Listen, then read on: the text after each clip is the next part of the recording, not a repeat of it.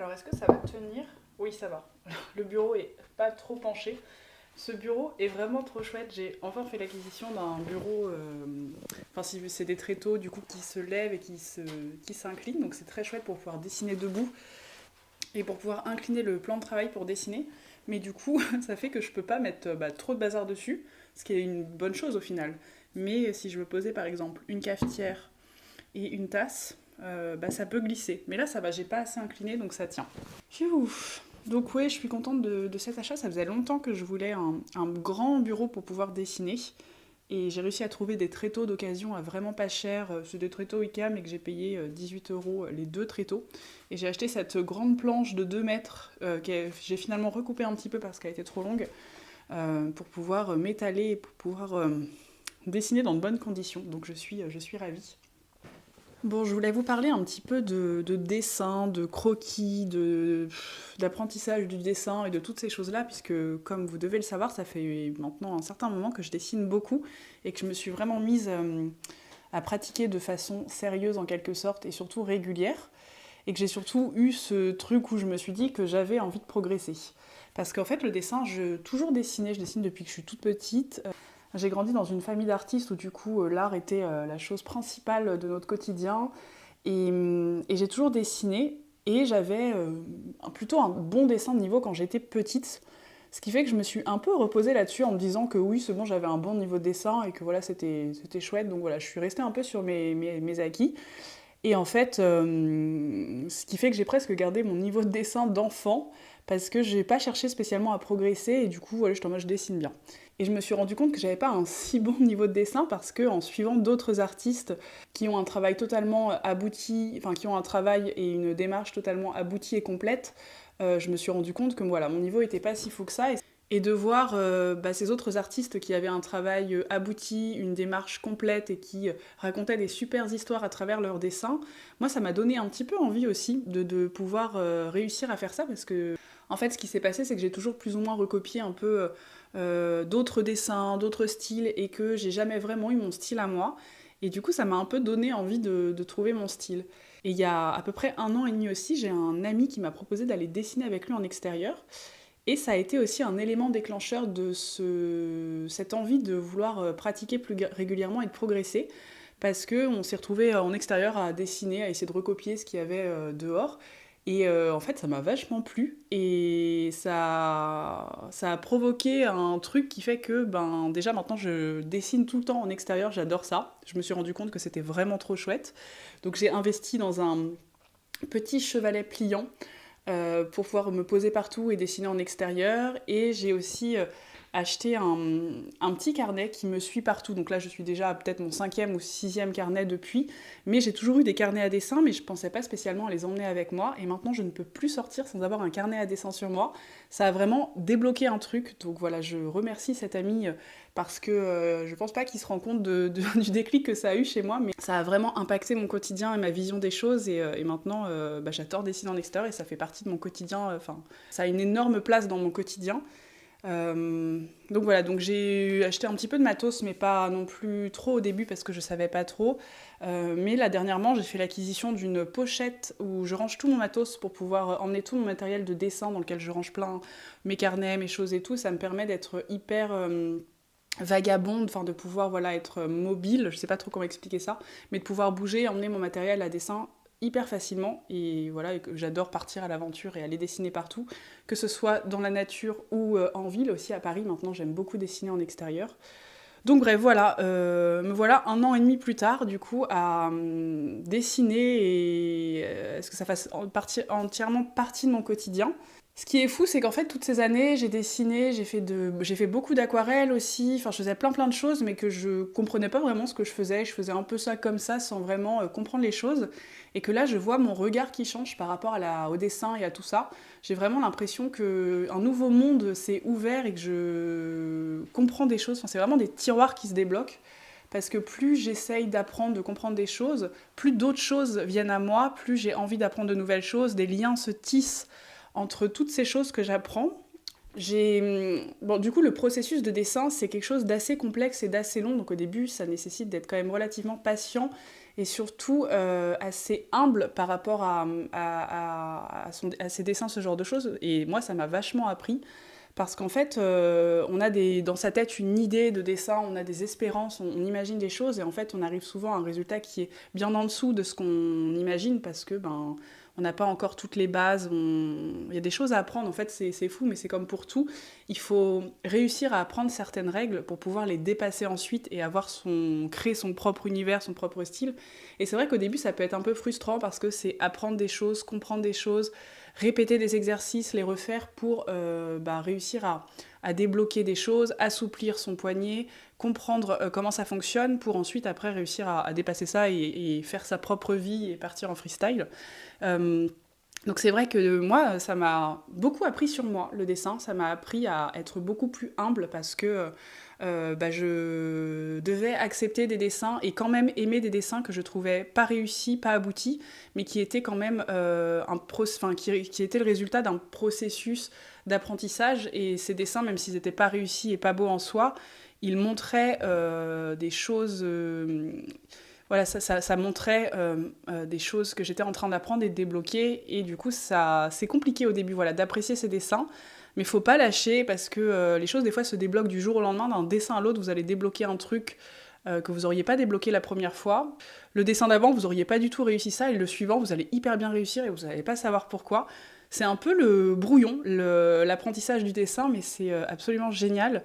Et il y a tellement de choses à apprendre. Enfin, je sais que du coup, moi, j'ai tout de suite commencé par les dessins de paysages, parce que je ne sais pas si vous vous souvenez, j'avais fait une vidéo il y a quelques années, il y a 2 ans, où j'avais essayé de faire un Inktober, j'étais dans les Cévennes, et j'avais essayé de faire un Inktober où je reproduisais la nature, et ça avait été une catastrophe, et c'était vraiment un truc sur lequel je voulais progresser, c'est réussir à dessiner la nature, le sauvage. Il y a aussi tout ce truc de réussir à trouver un style, et ça c'est pas évident, et ça prend du temps, encore une fois, c'est des règles à apprendre pour les dépasser. Et c'est le premier truc sur lequel j'ai bossé, et ça a vraiment été les premiers dessins pour lesquels j'ai été fière, avec mes petits carnets à croquis que j'emmenais partout, parce que j'ai commencé à trouver un peu ce que j'appelle un bébé style, parce qu'il est encore un peu fragile, je le cherche encore un peu, je suis pas sûre qu'il soit définitif. Est-ce qu'un style est définitif au final? Je ne pense pas. Donc voilà, ça a été vraiment les premières choses sur lesquelles j'ai été fière de montrer mes dessins et heureuse de voir que je débloquais des choses. Être fière d'un dessin et d'être heureux, c'est incomparable. Et puis, et après je me suis mise un peu au modèle vivant, j'ai fait des dessins de portraits, là je me suis mise à l'architecture et la perspective il n'y a pas longtemps. Et ça c'est pareil, c'est plein de règles à apprendre pour réussir à composer son dessin. Et j'ai appris aussi un truc sur moi, grâce à tout ça, et notamment grâce au modèle vivant et beaucoup à la perspective, c'est que je peux être patiente et que je peux être disciplinée parfois, parce que je pensais pas du tout être quelqu'un de très patiente fondamentalement, même si je brode et que je fais des activités comme ça.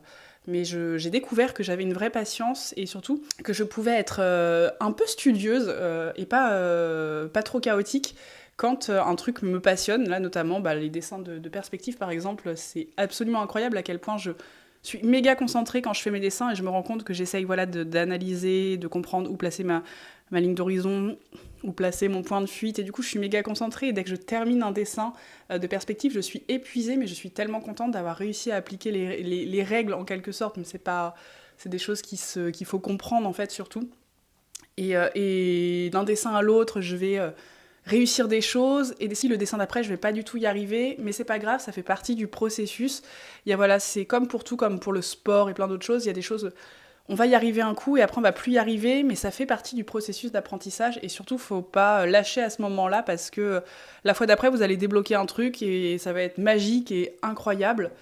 Et vraiment tout cet univers, et c'est complètement fou, ça me rend ouf. Et j'aime trop apprendre tout ça, j'apprends beaucoup sur moi, c'est absolument incroyable. Je m'amuse comme une folle, ce qui est très très important. Et puis ce bonheur de commencer à être fière de ce qu'on fait, de comprendre des choses, mon regard a totalement changé. Je vois le dessin partout maintenant, c'est-à-dire que quand je suis dans une rue, je me promène, je me dis « Ah tiens, est-ce que ça ferait pas un bon dessin ?» J'essaye d'analyser où placer les points de fuite, même quand je dessine pas, ou que je suis dans la nature et que je vois une jolie scène, je me dis « Ah, ça ferait un joli croquis ou une belle aquarelle ». Et mon œil change, je vois la vie sous le prisme du dessin. C'est un peu étrange, mais en même temps tellement chouette, et je vois que mon œil change et... Enfin bref, c'est trop bien. Et je suis tellement heureuse de passer tout ce temps à dessiner en extérieur, à apprendre toutes ces choses et voir mon trait de dessin qui se définit au fil des dessins. Plus ça va, plus ça me passionne. L'ami qui se reconnaîtra très sûrement dans cette vidéo, sache que tu as créé un monstre du dessin, voilà. Je suis trop contente de tous ces tableaux et de toutes ces peintures que je fais, de tous ces croquis, de toutes ces choses que j'apprends et de toutes ces choses que je vais encore apprendre et de toutes ces après-midi que je vais passer dehors à peindre et à faire des croquis. Voilà, ça me rend heureuse rien que d'y penser et ça m'a beaucoup épanouie et rendue heureuse. Toutes ces sessions de dessin là depuis plus d'1 an et demi, ça m'apporte énormément. J'ai hâte de continuer et d'évoluer encore dans tout ça.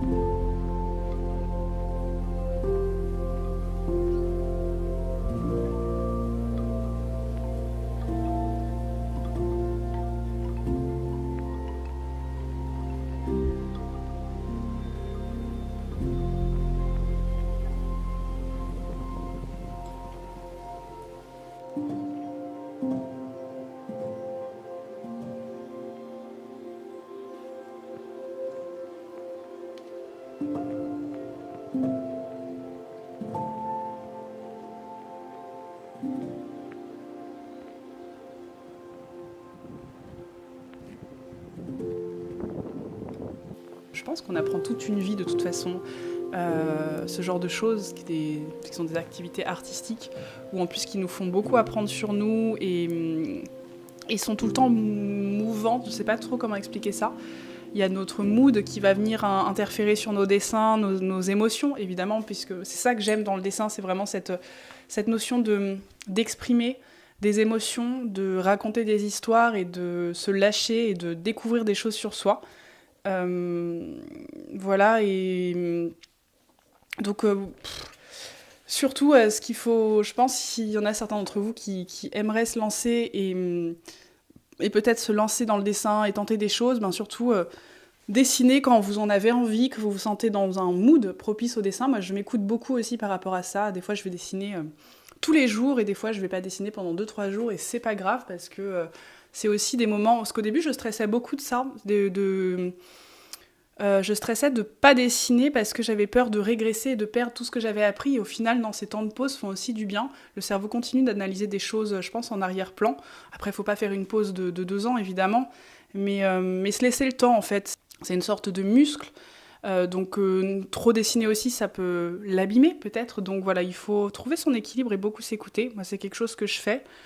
Et puis au début aussi vraiment ce truc d'accepter ses dessins et de pas trop se dire qu'on fait que c'est nul ce qu'on fait, que c'est pas abouti et que c'est vraiment moche et que ça sert à rien de continuer parce que ça fait partie du processus de dessin. Il faut vraiment être humble par rapport à ça et c'est surtout beaucoup de prise de recul en fait parce que moi ce que j'adore faire c'est re-regarder tous mes carnets de dessin là depuis 2 ans et de voir en fait les progrès. Maintenant que j'ai un certain recul, quand je regarde mes carnets, je vois les choses que j'ai débloquées au fur et à mesure, je comprends plein de choses.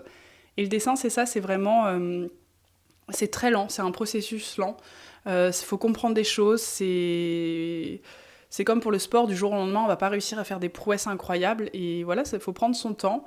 Et même en ayant un très très mauvais level de dessin, c'est vraiment un truc qui s'apprend, le dessin. Donc n'importe qui peut apprendre à dessiner, et ça, je trouve ça absolument incroyable. Donc si jamais ça vous tente, lancez-vous, parce que c'est juste fou comme expérience. Et voilà, il faut être un peu patient, être humble beaucoup, s'écouter, je pense, et puis surtout se laisser aller et lâcher prise. Ça, c'est un truc hyper important, de lâcher prise dans le dessin, parce que pareil, au début je voulais trop contrôler et en fait parfois il y a des choses, notamment à l'aquarelle, j'en faisais de l'aquarelle depuis longtemps, depuis toujours, et en fait je ne savais pas utiliser l'aquarelle parce que j'essayais de la maîtriser, et en fait j'ai débloqué ça il y a justement pas longtemps en m'y remettant. J'ai débloqué un truc et du jour au lendemain mes aquarelles ont été complètement différentes. Donc des fois il suffit de rien, d'un petit truc sur lequel on va bloquer pendant longtemps, et un jour on va comprendre un truc et ça va débloquer tout plein de choses.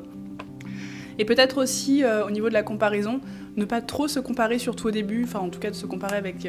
c'est bien de regarder ce qui se fait à côté, c'est bien de s'inspirer d'artistes dont on aime le travail, mais ne pas se comparer dans le mauvais sens, c'est-à-dire prendre ces inspirations-là, mais ne pas essayer d'avoir le même niveau au début, parce qu'évidemment c'est impossible.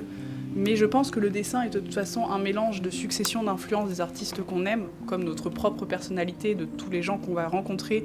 On n'est qu'une succession d'influences de toutes les personnes qu'on rencontre dans notre vie et qui nous influencent.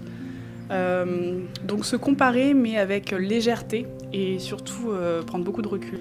Il y a tellement de choses à apprendre en dessin, entre les croquis nature, la perspective, les humains, les différents médiums, l'aquarelle, l'acrylique, la gouache, le fusain, toutes ces choses qu'il y a à apprendre. J'ai l'impression que j'aurai jamais assez d'une vie pour tout tester, et c'est trop bien cette sensation.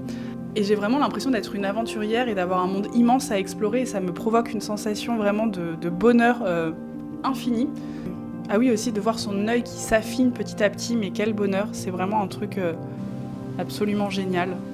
De voir petit à petit, on a une analyse du dessin qui est différente, on voit quand on regarde ses dessins, ou même les dessins des autres, c'est bien aussi de regarder les dessins des autres, justement c'est hyper important. Toute cette analyse grandissante, de voir toutes ces choses qu'on comprend, je trouve ça aussi assez fabuleux, c'est vraiment une métamorphose de notre propre personne, et je trouve ça assez magique.